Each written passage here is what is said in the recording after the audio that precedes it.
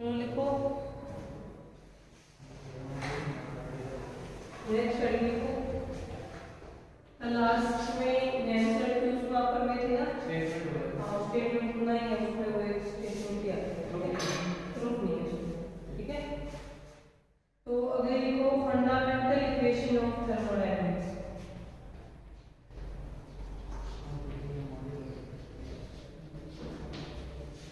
Fundamental equation of thermodynamics, उष्मागतिकी की मूलभूत समीकरण।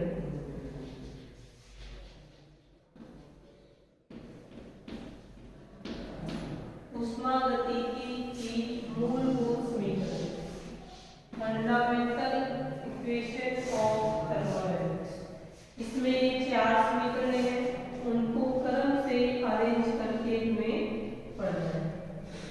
चारों में से याद करना, सबसे पहले हमें ये देखना है du, उसके बाद में हमें देखना है dh, उसके बाद में हमें देखना है da, उसके बाद में हमें देखना है dg।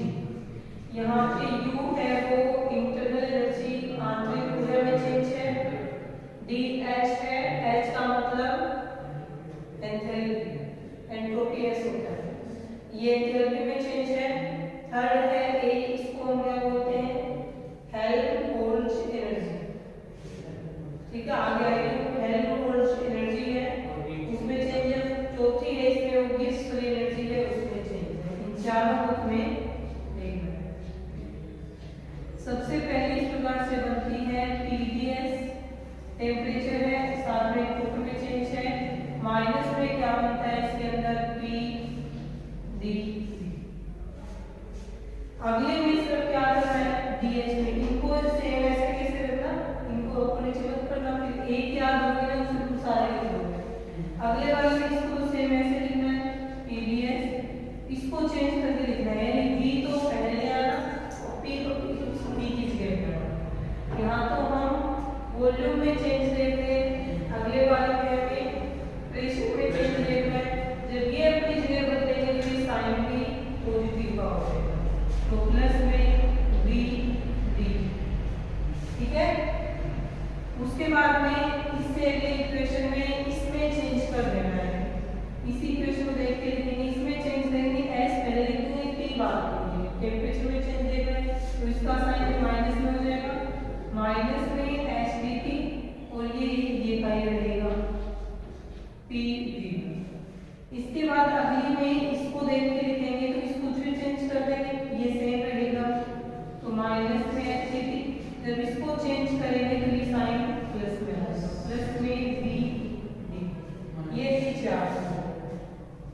आगे समझ में एक को याद रखना है, उसी को देख कर पहले इसको चेंज करेंगे, फिर अगले में इसको चेंज करेंगे और उससे अगले में ये सेम रखना है, इसको चेंज करके ये जरूर क्रम याद रखना कि ये इस तरह की एच को यहाँ लिख रहे हो, घंटे को हमारे समीकरण से, ठीक है। ये बोला कि चारों जो समीकरण हैं वो उष्मागतिकी की मूलभूत समीकरण है, ठीक है। लिख लिया, लिख लो समीकरण क्या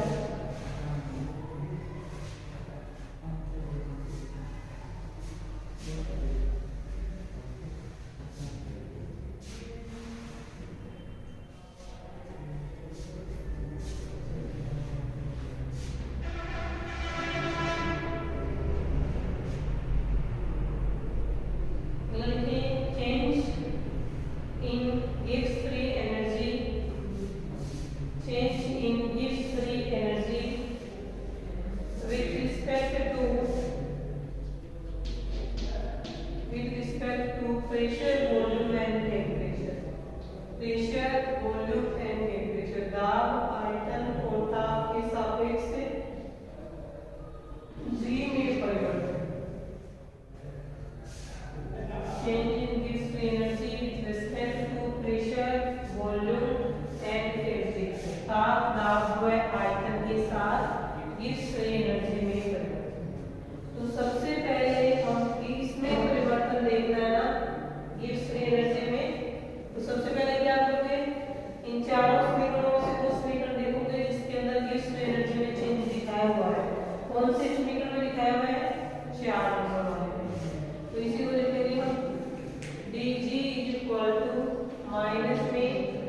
एस डी टी प्लस में वी डी टी।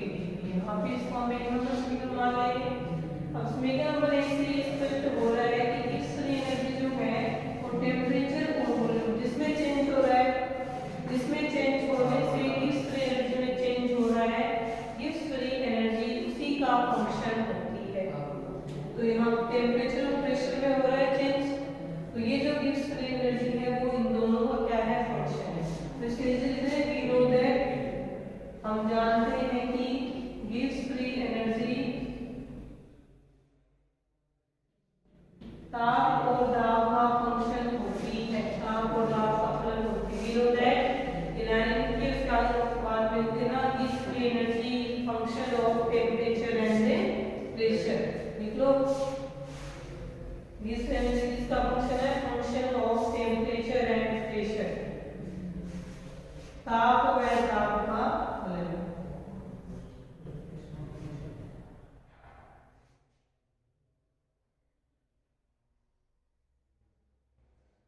आगे जो समीकरण नंबर 2 है इसका अवकलन है। तो अवकलन में एक बार इसमें चेंज देखेंगे टेम्परेचर के रिस्पेक्ट में, प्रेशर कांस्टेंट कर लेंगे। एक बार इसमें चेंज देखेंगे प्रेशर के रिस्पेक्ट में, उस टाइम टेम्परेचर को कांस्टेंट रख लेंगे। ये समीकरण नंबर 2 का क्या करना है, समाकलन करना है, सॉरी अवकलन करना है। डिफरेंशिएशन ऑफ इक्वेशन नंबर 2, समीकरण नंबर 2 का समाकलन करने पे ये बन जाएगी del G अपॉन में del P, P एक बार प्रेशर को कांस्टेंट कर दिया, प्लस में del G अपॉन में del P, P एक बार प्रेशर को कांस्टेंट, टेम्परेचर कांस्टेंट कर दिया। यहाँ प्रेशर कांस्टेंट रखे, टेम्परेचर के सापेक्ष में गिब्स फ्री एनर्जी में चेंज देख रहे हैं। यहाँ टेम्परेचर को कांस्टेंट रखकर प्रेशर के रिस्पेक्ट में गिब्स फ्री एनर्जी में चेंज को देखा जाता है। अब समीकरण नंबर 1 और 3 में समीकरण नंबर 1 भी गिब्स फ्री एनर्जी में चेंज को बता रही है, समीकरण नंबर 3 भी गिब्स फ्री एनर्जी में चेंज को बता रही है। तो ये दोनों इक्वेशन बराबर होंगी, इस ये वाला पार्ट में कितना बराबर होगा, इन दोनों की कंपैरिजन करनी है। कंपैरिजन ऑन इक्वेशन नंबर 1 और 3। तो इसमें देखो यहाँ जो dt के मल्टीप्लाई में है वो यहाँ जो dt के मल्टीप्लाई में है उसके इक्वल होगा, और यहाँ इसमें dp के साथ जो मल्टीप्लाई में है वो यहाँ जो dp के साथ मल्टीप्लाई में उसके इक्वल रहेगा। समीकरण नंबर 1 और 3 है, इन दोनों की कंपैरिजन तुलना करने पर हमें दो समीकरण मिले। तो लिख ले on comparison of equation number 1 and 3, समीकरण 1 व 3 की तुलना करने पे ये बन जाएगा del G अपॉन में del P is equal to minus का s, ये हो जाएगी 4 नंबर समीकरण, del G अपॉन में del P ये हो जाएगी V के इक्वल में समीकरण नंबर। यहाँ जो माइनस में s है वो इसके इक्वल रहेगा, प्लस में V है वो इसके आगे रहेगा, बन गई ना समीकरण।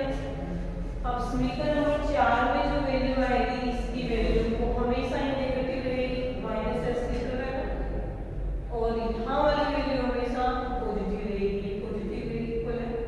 तो इसका मतलब है कि कांस्टेंट प्रेशर पे जब हम टेम्परेचर इंक्रीज करेंगे, ताप बढ़ाएंगे, तो गिब्स फ्री एनर्जी कम होगी, तभी तो वैल्यू आएगा।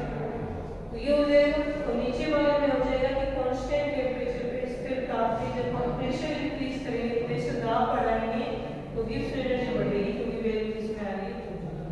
तो आप समीकरण नंबर 4 से क्या कर लिए होंगे, वो लिख लो, समीकरण नंबर 5 से क्या कर लिए होंगे, उससे लिखो कि इसमें प्रेशर इंक्रीज कर, प्रेशर कांस्टेंट है तो टेम्परेचर इंक्रीज करने पे ये कम हो जाएगी, डिक्रीज हो जाएगी। इस वाले में टेम्परेचर कांस्टेंट है तो प्रेशर इंक्रीज करने पे G यानी गिब्स फ्री एनर्जी है वो इंक्रीज हो जाएगी। खुद से लिखो समीकरण नंबर 4 और 5।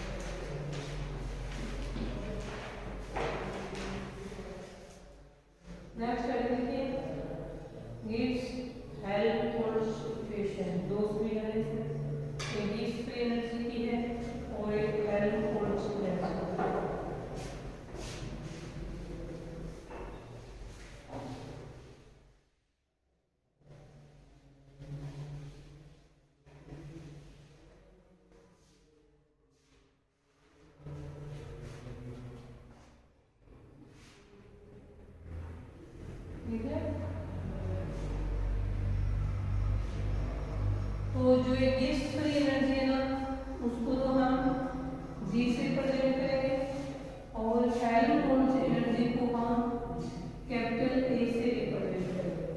ठीक है, अब इसमें सबसे पहले हम दो इक्वेशन बनेंगे, बोला गिब्स एनर्जी जी की चेंज में बनेगी और एक इसकी बनेगी। ठीक है, तो सबसे पहले हम देखेंगे जो गिब्स फ्री एनर्जी होती है उसकी इक्वेशन को हम लिखते कैसे हैं। चेंज वाली इक्वेशन है, नॉर्मल जो इक्वेशन होती है इसकी डेफिनेशन से आती है, वो बनती है h माइनस में ts।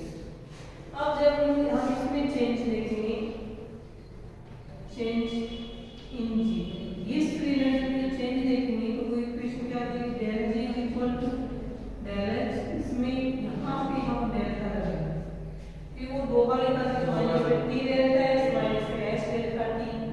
लेकिन हम ये कांस्टेंट टेम्परेचर पे देखेंगे जो एस डेल्टा टी बनेगा ना, डेल्टा टी का मतलब टेम्परेचर में चेंज, कांस्टेंट है टेम्परेचर तो डेल्टा टी 0, तो वाला स्टेट हो गया। कहने का मतलब है दो बार लिखा दिया इस प्रकार से डेल्टा टी एस, फिर उसको वापस खोल के लिखेंगे तो delta G equal to delta H minus में टी डेल्टा एच माइनस में एस डेल्टा टी। लेकिन ये वाली जो गिब्स फ्री एनर्जी है वो कहाँ पे होती है, at constant temperature. Temperature constant है तो डेल्टा टी 0, यहाँ डेल्टा टी 0 में पूरा क्या हो जाएगा 0, तब इसमें जो बचेगा वो आएगा delta G equal to delta H minus में टी डेल्टा एस। इसको हम स्पीकर नंबर 1 लिख देंगे तो इसको हम स्पीकर नंबर। अभी हमने ये देखनी कोई निकाय प्रारंभ में एक ऐसी अवस्था में है जहाँ उसकी गिब्स फ्री एनर्जी G1 है, टेम्परेचर तो कांस्टेंट रखेंगे, उसका प्रेशर P1 है, उसका वॉल्यूम V1 है और उसकी एंट्रोपी S1। ये उसकी लक्षण जब निकाय के प्रारंभिक अवस्था में था। फिर इस निकाय को चेंज करके इसकी अंतिम अवस्था या फाइनल स्टेट में लाया गया, और जो चेंज किया गया वो चेंज किस पे किया गया, एट कांस्टेंट टेम्परेचर, ताप स्थिर रख के किया गया। तो फाइनल स्टेट जब ये निकाय पहुंचा सिस्टम, तो इसकी गिब्स फ्री एनर्जी G2 होगी, प्रेशर इसका P2 हो गया, वॉल्यूम इसका V2 हो गया, एंट्रोपी इसकी S2 होगी। ये फाइनल स्टेट में आ गया, ऐसा हमने चेंज किया। तो हमारी जो गिब्स फ्री एनर्जी में चेंज है डेल्टा जी को किसकी बोला जाएगा, फाइनल स्टेट में गिब्स फ्री एनर्जी माइनस में इनिशियल स्टेट में गिब्स फ्री एनर्जी। वैसे ही एंट्रोपी में चेंज देखेंगे तो एंट्रोपी की फाइनल स्टेट की माइनस में इनिशियल स्टेट। ठीक है, अब हम पीछे पढ़ के आएंगे जैसे पीछे वाले टॉपिक में, उसमें क्या हम जानते हैं एंट्रोपी में चेंज किस स्टेट पर था।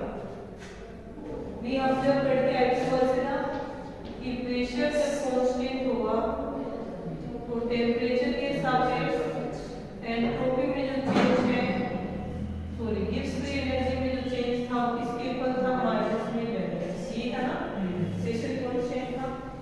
पीछे इक्वेशन में हम ये पढ़ के आए थे इस फिगर में, जब इसमें चेंज होगा डेल्टा एस तो इसमें गिब्स फ्री एनर्जी भी चेंज होगा।